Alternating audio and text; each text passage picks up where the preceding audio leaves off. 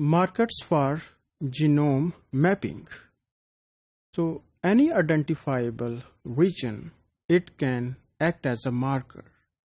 As we discussed in previous topic, that any segment of the DNA whose sequence is known, it can act as a marker. Any regulatory sites, non-coding regions, and even the genes themselves, they can act as genetic markers or landmarks of the genome.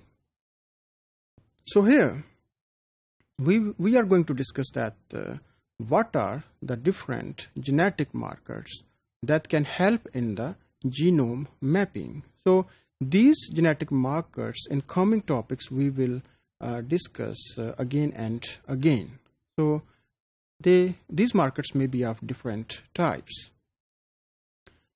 As I told you that any segment of the DNA that is unique and the sequence is known, it can act as a marker for genome mapping. And because of the reason that the sequence is known, it can be amplified by using polymerase chain reaction, and then the location of other genes, it can be studied.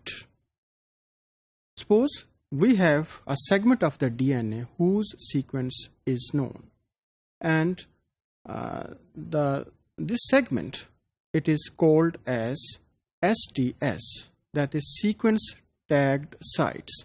STS or sequence tagged sites are those parts of the DNA that are unique and whose sequences are known, and they may belong to non-functional portion of the genome, that mainly no functional product. It is produced by STS sequences, but it is a unique fragment, only one per genome.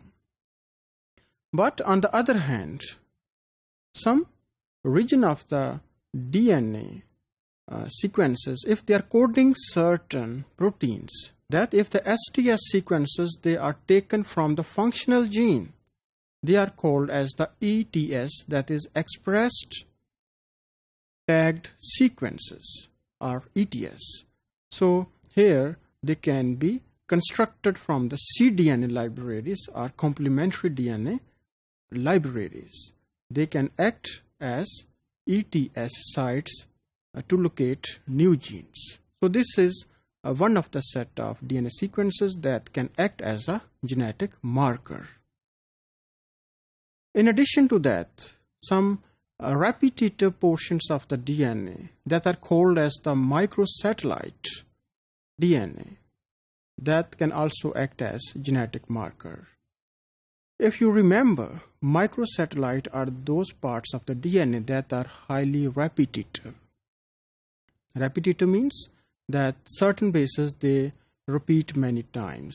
That may be 55 to 50 times. Like if we select two bases, suppose cytosine or adenine, like CA, so they will be repeated many times within a microsatellite region, like CA, CA, CA, CA, many times.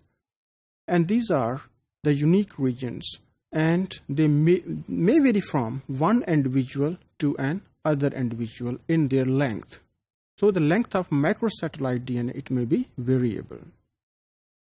In macrosatellite DNA का जो एक ख़ास character है कि इनका जो flanking region है, it is very important, क्योंकि इनका फ्लैंकिंग रीजन या सराउंडिंग रीजन यूज़ करते हुए हम प्राइमर कंस्ट्रक्ट कर सकते हैं. और प्राइमर को हम यूज़ कर सकते हैं माइक्रोसैटेलाइट या रेपिटेटिव पोर्शन को एम्पलीफाई करने के लिए. जैसे कि मैंने बताया कि इसकी लेंथ जो है या नंबर ऑफ रिपीट्स जो हैं, ये one individual to the next, ये वेरिएबल हो सकते हैं. So the primer that will amplify that macrosatellite region or the repetitive region, its length will be variable from one individual to another. जैसे मैंने बताया कि the length may be variable, तो जो प्रोडक्ट बनेगा एम्पलीफिकेशन का, एक इंडिविजुअल से दूसरे इंडिविजुअल से उसकी लेंथ भी वेरिएबल होगी. तो इस तरह से हम एक इंडिविजुअल से दूसरे इंडिविजुअल के जो जीनोम है उनके लैंडमार्क्स में डिफरेंशिएट कर सकते हैं. सो in this way, macrosatellite DNA it can also act as a genetic markers. इसके अलावा अगर हमने कोई जीनोमिक लाइब्रेरी कंस्ट्रक्ट की है, उसके डिफरेंट क्लोन्स हैं, वो क्लोन भी जो हैं, if they have known sequence unique one like the STS, it can also act as a genetic marker. इसके अलावा बहुत सारी टेक्निक्स हैं जो कि हम आगे जाके भी डिस्कस करेंगे, like RFLP restriction fragment length polymorphism, जिसमें हम जीनोमिक DNA को डाइजेस्ट करते हैं by using different restriction enzymes. It can also act as genetic markers, and of course phenotypic characters, where some visible traits they can be used to study the pattern of inheritance. They can also act as a marker. This diagram shows the utility of different genetic markers.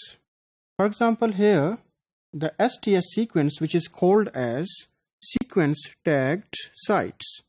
So they are unique portions on the DNA and only a single part genome. And they can be sequenced by polymerase chain reaction by using some specific primer. And if the STS sequences, they are taken from certain expressed genes, then they can be designated as expressed tagged sequences or ETS. In addition to that, microsatellite portion of the DNA that contain a repetitive sequence of certain genes. So within the flanking region of the macrosatellite, primer can be designated like forward primer or reverse primer here, that will amplify the macrosatellite portion, and due to variation in the length, we will get different bending pattern on the gel that show differences from individual to individual. So these sites, they can also act as markers. Then restriction fragment length polymorphism, where we use restriction enzymes to study the bending pattern of the genomic DNA. If pattern is different, then some sites, they are variable or polymorphic from individual to individual. Next, contig or contiguous portion of the DNA that indicate the overlapping region. So certain clones that overlap with each other, they can also act as a marker. And probe is very famous, that if the sequence of the target site is known, then probe they can be used, especially hybridization, or it can hybridize when the stage is metaphase in the mitosis or meiosis, and then the process of hybridization, it can be studied by using microscope. And certain locus, like some genes that may control certain phenotypic traits, they can be a marker. So different markers, they can be used to designate different locations of the genes on the genome.